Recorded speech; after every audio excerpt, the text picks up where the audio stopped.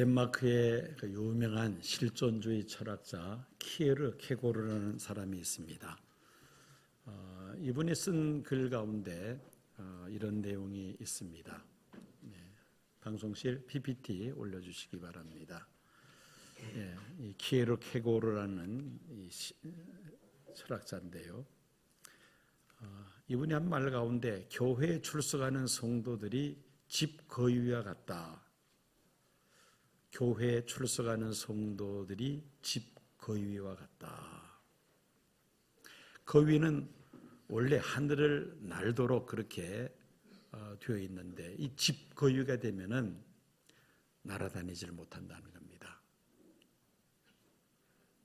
그래서 이 키에르 케고르라는 이 철학자가 어떻게 보면 하나의 비판적인 그런 입장에서 교회에 출석하는 성도들은 집 거위와 같다. 하늘을 날지 못하고 그냥 뒤뚱뒤뚱 걸어다니는 그 집 거위와 같다는 겁니다. 이분은 하나의 풍자죠. 풍자로 이런 이야기를 합니다. 거위들은 매주일마다 뒤뚱거리면서 교회에 와서 예배를 드리며 설교를 듣습니다. 설교자는 이렇게 설교합니다. 저와 여러분은 더 이상 뒤뚱거리며 걸어다니는 집거위가 아닙니다. 답답하게 이 좁은 장소에서 머물러 있어서는 안 됩니다. 앞으로 여러분들은 뒤뚱거리면서 그렇게 다닐 것이 아니라 저 공중의 새와 같이 날개를 펼쳐서 하늘을 힘차게 날아야 합니다. 더 먼 지역, 더 축복받은 땅으로 우리는 날아갈 수 있습니다. 우리는 정말 날 수 있는 자들입니다.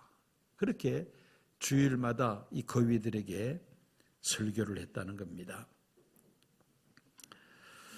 자, 이 거위들은 설교자로부터 이렇게 매주 뒤뚱거리면서 교회에 올 것이 아니라 하늘을 나는 새와 같이 이 길에 날면서 다녀야 된다는 설교를 들으면서 이 설교자의 그 열변에 집거위들이 아멘 하는 마음으로 그냥 꽥꽥거리면서 화답을 했다고 합니다.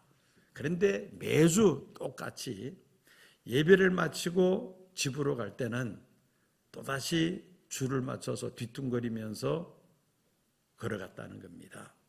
날지 않고 계속해서 그 습성대로 뒤뚱거리면서 집으로 돌아간다는 것입니다. 한번 여러분들 이 거위가 줄을 맞춰서 집으로 가는 그 모습을 한번 잠시 여러분들에게 보여드리려고 합니다. 바로 저 모습입니다. 함께 이곳의 모습을 드러낸 아주 특별한 주인공들.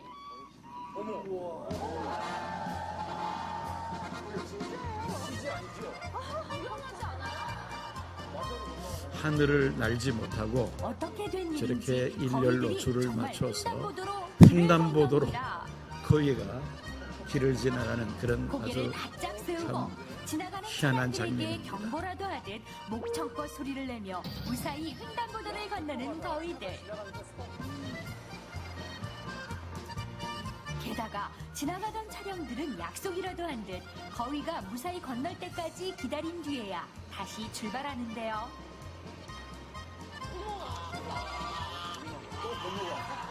반대편 쪽에서 길을 건널 때도 역시나 마찬가지. 길을 건널 땐 꼭 횡단보도를 이용합니다.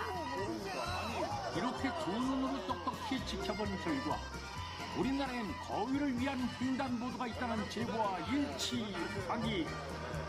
네, 여기까지 보겠습니다. 자, 제가 왜 이 영상을 보여드리느냐? 예배만 마치면은 이 거위들이 이제 날개를 펼쳐서 하늘을 날면서 집으로 가야 할 텐데 그렇게 하지 못하고 계속 이전처럼 뒤뚱거리면서 집으로 돌아간다는 겁니다. 그렇지만 주일날 또 교회에 오면은 설교자로부터 여러분들은 하늘을 날 수 있습니다. 하늘을 날아야 합니다. 그렇게 열변을 토하고 또 그때 되면 또 아멘 아멘 하는데 예배 마치고 나갈 때는 또 뒤뚱거리면서 그렇게 집으로 돌아간다. 이 키에르 케고르의 이 풍자는 바로 우리 그리스도인들의 삶을 풍자한 것이죠. 무슨 말입니까? 하나님의 말씀을 듣고도 행하지 않는 그 성도들의 모습을 이렇게 신랄하게 집거위에 풍자를 한 우화인 것입니다. 자, 우리 기독교인들의 딜레마가 무엇입니까? 신앙생활을 안 하는 것은 아닙니다. 열심히 하고 있는데 문제는 하나님의 말씀을 듣고 알면서도 그 말씀대로 살아가지 못하는 그런 우리 자신의 모습이죠. 말씀과 삶이 병행하지 못하는 그런 우리의 안타까운 모습인 것입니다.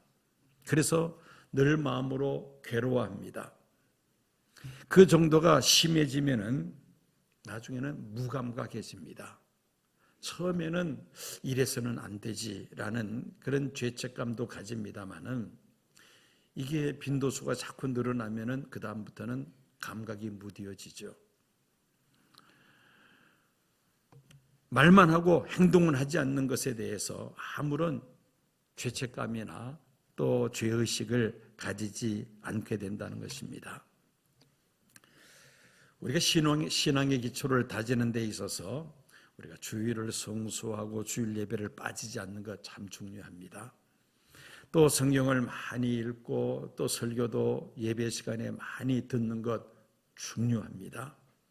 교회에서 장로, 안수집사, 권사 그런 직분을 받아서 교회 봉사하는 것 역시 중요합니다. 그런데 그보다 더 근본적으로 우리에게 중요한 것은 무엇이냐? 하나님의 말씀을 듣고 얼마나 그 말씀대로 살기를 힘쓰느냐? 이것이 우리에게 있어서 매우 중요하다는 말입니다.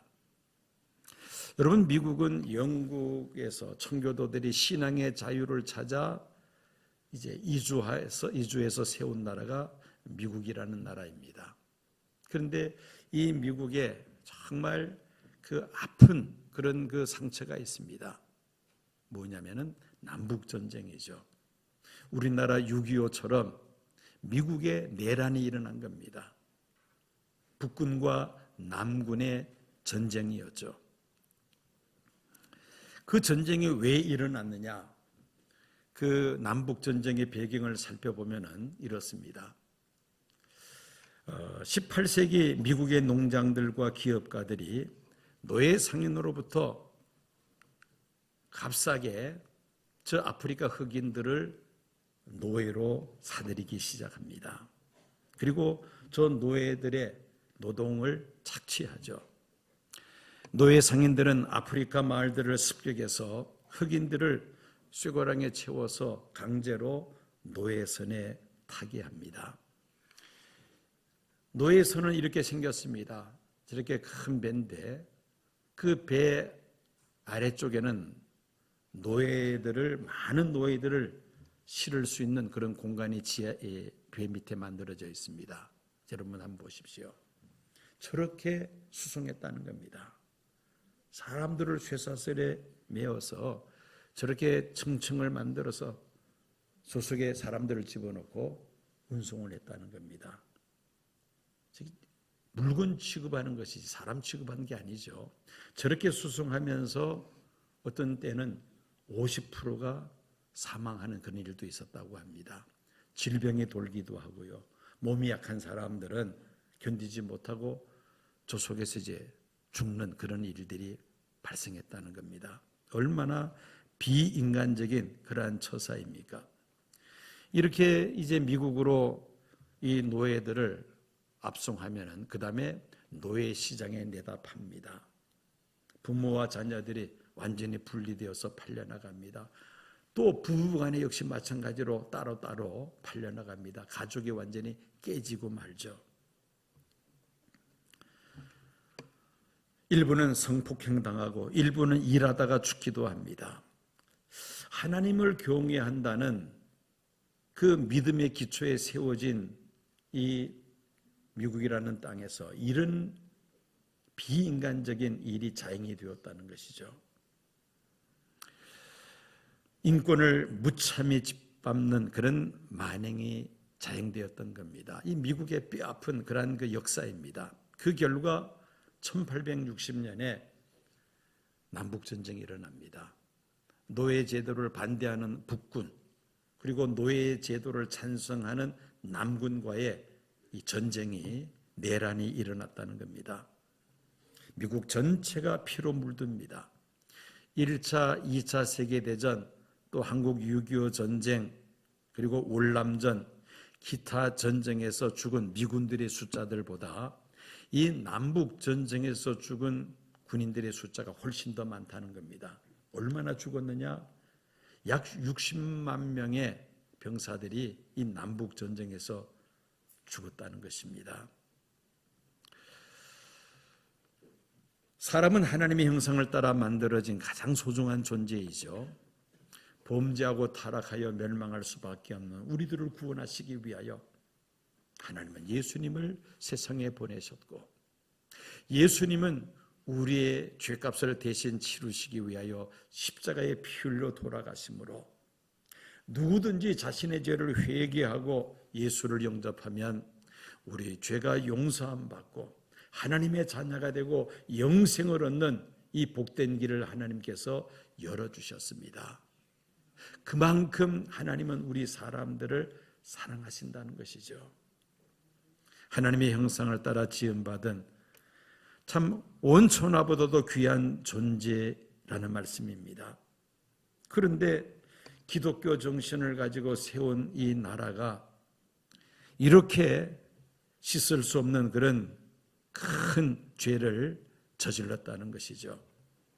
흑인들을 노예로 짐승같이 취급하면서 학대하는 그런 죄를 저질렀던 겁니다. 그 대가로 그들은 60만 명이 전쟁에서 죽게 됩니다. 어떻게 보면 그들의 죄의 대가라고 말할 수도 있고요. 또 역으로 말한다면 그들이 정말 하나님을 경외하는 그런 나라로 회복되기 위해서 또 60만 명의 피를 흘렸다, 그렇게 말할 수도 있을 것입니다. 하나님 말씀과는 완전히 떠난 것이죠. 이 노예제도 자체가 하나님 말씀과는 전혀 동떨어진 그런 사회적 제도라는 것입니다. 결국은 말씀대로 살지 못하니까 이런 아픔의 역사가 미국에도 있었다는 말입니다. 오늘 본문은 갈릴리 호수 가까운 산에서 예수님께서 제자들에게 말씀하신 산상보훈의 결론이라고 말할 수가 있습니다. 마태복음 5장, 6장, 7장 정말 주옥과 같은 그런 말씀들, 교훈의 말씀들을 예수님께서 제자들에게 하십니다. 그리고는 마지막 결론으로 예수님의 그 말씀을 듣고 행하는 사람과 그 말씀을 듣고도 행치 않는 사람, 두 부류의 사람이 있음을 예수님께서 말씀하십니다. 자, 그 두 부류의 말씀을 다시 한번 우리가 그림으로 설명한다면 이렇습니다. 예수님의 말씀을 듣고 행하는 사람은 반석 위에 집을 지은 지혜로운 사람이고, 예수님의 말씀을 듣고도 행하지 않는 사람은 모래 위에 집을 짓는 어리석은 사람이다. 저렇게 모래 위에 집을 세우면은 비가 많이 오는 장마 때 또 홍수로 큰 물이 휩쓸어 가면은 모래 위에 지은 집은 무너져 버리고 맙니다. 그러나 반석 위에 지은 집은 아무리 장마가 오고 홍수가 나도 저 집은 끄떡없다는 겁니다. 예수님은 이 비유를 통해서 예수님의 말씀을 듣는 것으로 끝나는 것이 아니라 그 말씀대로 지켜 행해야 함을 강조하신 것이죠. 그런 사람이 바로 반석 위에 집을 짓는 지혜로운 건축가라는 예수님의 교훈의 말씀입니다. 자, 이 비유, 이 말씀은 불신자들에게 하신 말씀이 아닙니다. 신자들에게, 성도들에게 주시는 말씀이라는 겁니다. 우리는 누구나 다 말씀을 들을 수 있는 기회를 다 지금 가지고 있습니다. 중요한 것은 그 말씀을 내가 실천에 옮기느냐, 그냥 듣고 흘려보내느냐, 바로 그 문제입니다. 교통과 정보수단이 발달한 우리 지구촌 시대에 우리가 살고 있죠. 이 종교 간의 갈등이 빈번한 이런 사회 속에서 이 종교다원주의가 점차 더 각광을 받습니다. 종교 간에 서로를 존중하고 서로 인정하자는 겁니다. 심지어 한 걸음 더 나가서 모든 종교에 다 구원이 있다는 것을 인정해야 한다는 것이죠. 지구촌 시대에 기독교에만 구원이 있다고 그렇게 고집하지 말고 다른 종교들에도 구원이 있다고 인정을 해줘야 한다는 그 주장이 바로 종교다원주의입니다. 그런데 우리가 확실하게 알아야 될 것이 하나 있습니다. 성경은 이 문제에 대해서 뭐라고 말씀하고 있나? 뭐 어느 유명한 사람이 이런 말을 했다, 그게 중요한 것이 아니고요. 우리가 하나님의 말씀으로 믿고 있는 이 성경은 종교다원주의에 대해서 뭐라고 말씀하고 있는가? 그게 가장 중요한 거 아닙니까? 여러분, 구약 성경에 전체적으로 일관성 있게 흐르는 것은 여호와 하나님만이 참 신이시다. 나 외에 다른 신은 없다. 하나님 이외에 다른 신을 섬기거나 우상을 숭배하는 자들은 하나님께서 진노하시고 심판하신다. 이게 바로 구약 성경의 창세기부터 말라기까지 일관적으로 흐르고 있는 그 중요한 내용입니다. 그럼 신약에는 어떤가? 예수님께서 뭐라고 말씀하셨습니까? 요한복음 14장 6절입니다. 내가 길이요 진리요 생명이니 나로 말미암지 않고는 아버지께로 올 자가 있다 없다? 확신이 없습니까? 있다 없다? 없다. 예수님을 통하지 않고서는 하나님께로 갈 수가 없다. 즉 예수를 통하지 않고서는 구원받을 수 없다. 이게 바로 성경에서 우리에게 말씀하고 있는 바가 아닙니까? 그러니 세상 풍조가 어떻게 돌아가느냐, 어떤 유명한 사람이 무슨 말을 했느냐, 그게 중요한 것이 아니고요. 성경은 뭐라고 말씀하고 있는가? 그 말씀에 우리가 귀를 기울여야 한다는 것입니다. 이것이 바로 우리가 신앙생활에 성공하는 첫 번째 조건이라고 말할 수가 있습니다. 하나님 말씀을 우리가 귀를 기울여야 된다. 두 번째는 그 말씀대로 우리가 살기를 힘써야 한다는 것입니다. 말씀을 듣기만 해서는 안 되며 그 말씀을 반드시 실천에 옮길 때에 그 사람이 바로 반석 위에 집을 짓는 지혜로운 건축자라는 것입니다. 이제 이 내용을 다시 한번 정리합니다. 우리가 지혜로운 건축가가 되기 위해서, 하나님의 말씀대로 행하는 자가 되기 위해서 우리에게 네 가지가 필요합니다. 자, 그 네 가지가 무엇인지 하나씩 봅니다. 가장 우선적인 것은 계속 반복되는 이야기입니다만은 말씀을 들어야 합니다. 하나님의 말씀을 우리가 부지런히 들어야 한다. 듣되 잘 들어야 합니다. 우리 교회 특징이 뭔지 아세요? 시온교회 특징이 예배 시간에 제가 설교하면서 여러분들 얼굴을 다 이렇게 쳐다봅니다. 아이고, 난 이렇게 숨어 있는데 내 얼굴은 안 보이겠지 하지만 제가 이렇게만 움직이면 다 보입니다. 이렇게 이쪽에도 보이고 다 보입니다. 조시는 분들 다 눈에 들어오거든요. 근데 우리 시온교회는 예배 시간에 조는 분들이 거의 없어요. 참 놀랍습니다. 보통 교회 보면 그런 분들이 다 구석구석에 다 있거든요. 특별히 앞사람이 이렇게 숨어 있는 분들은 더 심한데 뭐 위에서 내려보면 다 보여요. 근데 그런 분들이 없어요. 얼마나 감사한지 모르겠습니다. 그 왜 병적으로 조는 분들도 있잖아요. 내가 졸고 싶어서 조는 게 아니고 그런 질병이 있다고 합니다. 그냥 앉으면 그냥 조는 분들이 있어요. 그건 병이죠. 병인데 그 병 말고 예배 드리는데 설교 시간만 되면은 조시는 분들이 가끔씩 있습니다. 근데 우리 시온교회는 그런 분이 없다는 게 저 얼마나 감사한지 모르겠어요. 자, 잘 들어야 한다. 잘 들어야 된다. 이게 바로 지혜로운 건축가가 되기 위한 첫 번째가 잘 들어야 된다. 그 다음에 두 번째 뭐냐? 말씀에 어떻게 해야 된다? 순종해야 된다. 듣는 것으로 끝나는 것이 아니고 그 말씀을 내가 삶 속에서 실천에 옮겨야 한다는 것입니다. 유명한 그 리더십의 전문가 맥스웰이라는 분이 있습니다. 이 맥스웰이라는 분이 승리자는 포기하지 않는다라는 이런 책을 썼습니다. 이분이 쓴 책이 베스트셀러가 참 많습니다. 특별히 리더십에 관련해서.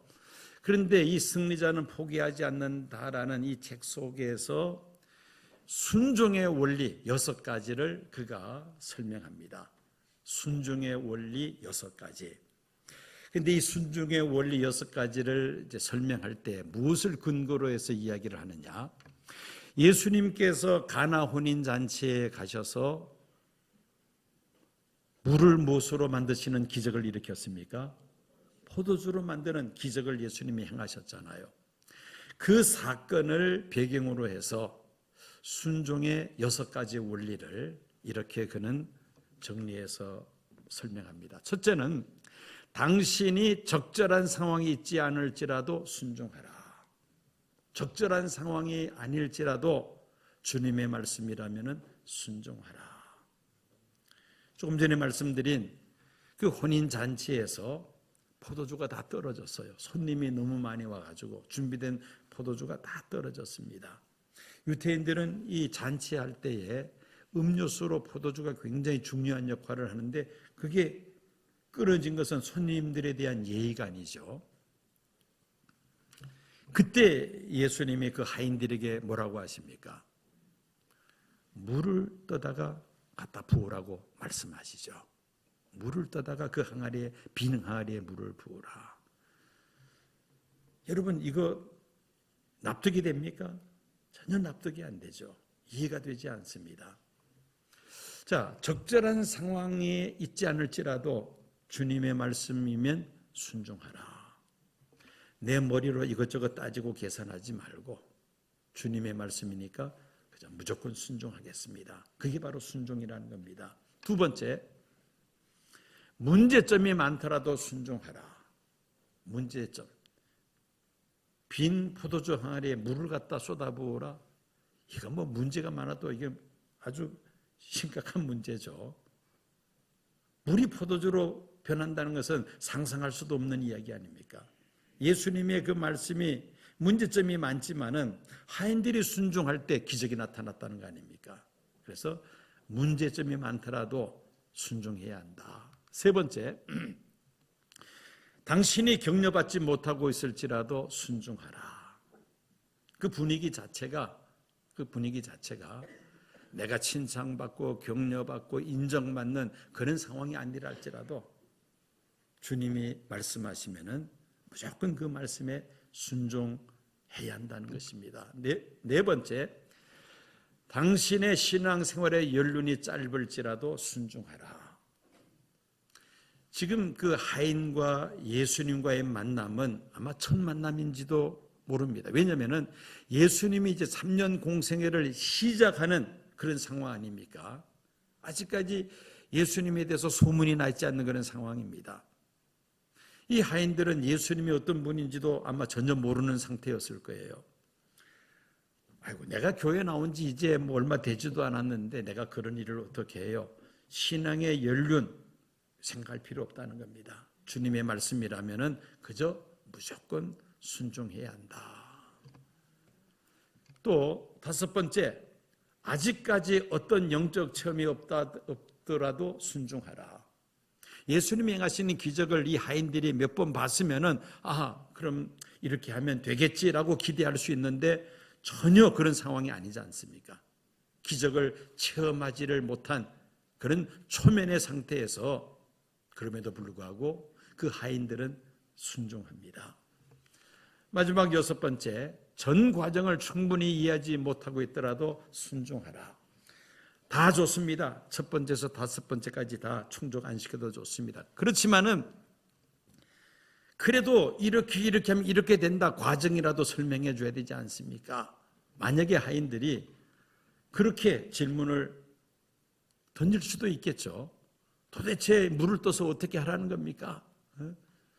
얼마든지 그 과정에 대해서 질문할 수가 있을 텐데 일체 대화가 없습니다. 그냥 하인들은 물을 떠서 그 항아리에다 물을 갖다 붓습니다. 그때 기적이 나타났다는 것이죠. 전혀 기적을 체험하지 못했지만은 그러나 주님이 말씀하시니까 제가 따르겠습니다. 이게 순종이라는 겁니다. 그래서 순종의 원래 6가지, 이걸 하나로 정리한다면 그렇게 저는 말하고 싶어요. 무조건 순종한다는 겁니다. 이것저것 따지지 말고 계산하지 말고 그냥 그저 주님 말씀이라면 제가 따르겠습니다. 이게 바로 순종이라는 것이죠. 세 번째, 우리가 지혜로운 건축자가 되기 위해서 세 번째 우리에게 필요한 것이 무엇이냐? 의지를 가지고 결단해야 한다. 결단이 있어야 된다는 겁니다. 의지력이 약한 사람들은 실천에 옮기지를 못합니다. 해야 된다고 머릿속에 생각은 하지만은 행동에 옮기지를 못합니다. 그래서 우리의 의지적 결단이 필요하다는 말이죠. 시간이 벌써 많이 갔네요. 그 콜게이트 여러분들 다 아시죠? 바로 이 치약, 콜게이트 치약. 이 콜게이트 치약을 만든 사람이 누군지 아십니까? 쉬운데. 그렇죠. 콜게이트입니다. 콜게이트는 사람 콜게이트 치약을 만들었어요. 근데 이 사람이 정말 공부도 못했고 가정도 어려워서 그 18세 이제 성인이 되던 그 해에 그가 할 수 있는 것이라고는 아주 제한적이었습니다. 평상시에 존경하던 그 멘토에게 찾아가서 이렇게 질문합니다. 선생님, 저는 오늘로 18살 성인이 되었습니다. 이제부터 제 인생을 개척해 나가야 하는데 앞으로 제가 무엇을 하면 좋겠습니까? 하니까 그 선생님이 대답하기를 내가 지금까지 배운 것이 뭐냐? 이렇게 질문하니까 이 콜게이트가 대답하기를 제가 배운 거라고는 비누와 양초 만드는 기술밖에 없습니다. 그 멘토가 이렇게 말합니다. 그래, 그 일부터 시작해라. 다만 조건이 하나 있다. 예수님을 너의 동업자로 모셔야 된다. 아니, 제가 어떻게 예수님을 동업자로 모실 수가 있나요? 간단한 일이야. 비누와 양초를 만들어서 팔아서 수입이 생기면 반드시 10분의 1을 동업자인 예수님께 드려. 그러면 동업자인 예수님께서 너를 보살펴 주시고 너를 책임져 주실 것이야. 꼭 머릿속에 기억해 두기를 바란다. 이 청년 콜게이트는 그 멘토의 그 이야기를 마음속에 깊이 새기고 수입이 생기면은 11조를 하나님 앞에 드리는 일을 그때부터 시작을 합니다. 후에 바로 미국의 치약의 대명사라 불리는 콜게이트 이 치약 회사를 세우게 됩니다. 미국 성서공회 초대 총무가 되었고 이 사람입니다. 그리고 후에 이 사람은 콜게이트 대학을 만듭니다.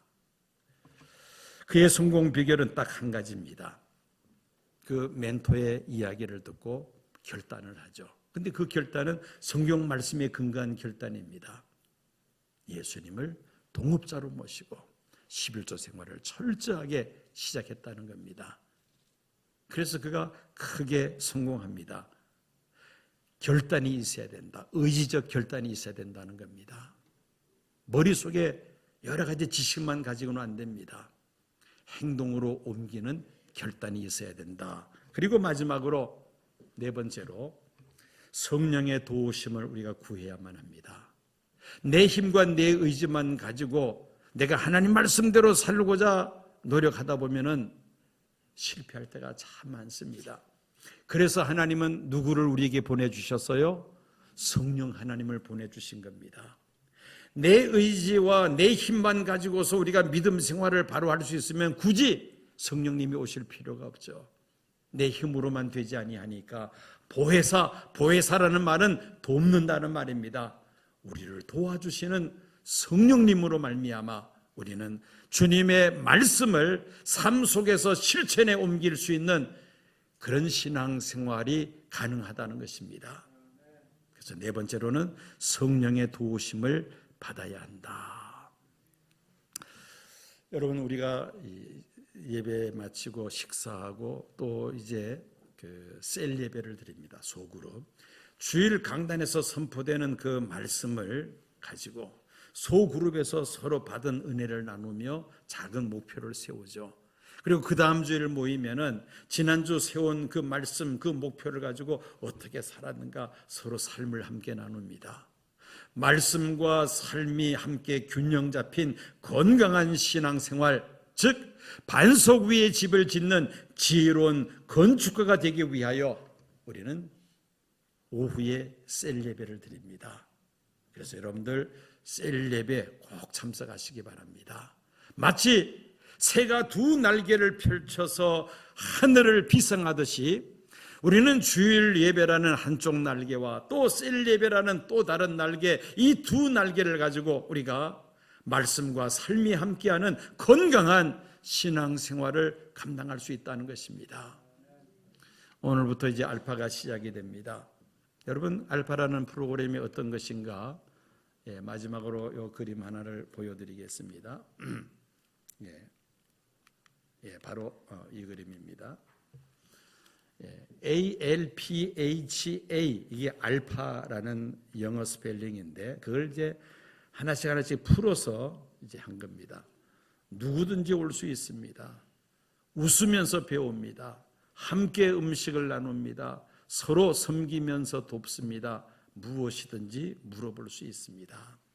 우리 기독교 신앙의 가장 기초적인 내용들을 아주 편안하게 또 서로 대화하면서 또 웃으면서 그러면서 기독교 진리를 다지는 그런 귀한 시간입니다. 그리고는 또 성도들의 사랑의 교제가 넘치는 그런 시간이기도 합니다. 우리의 신앙이 이 말씀에 깊이 뿌리 내릴 뿐만 아니라 한 걸음 더 나아가 그 말씀대로 살아가기를 힘쓸 때에 우리는 지혜로운 건축가가 될 줄로 믿습니다.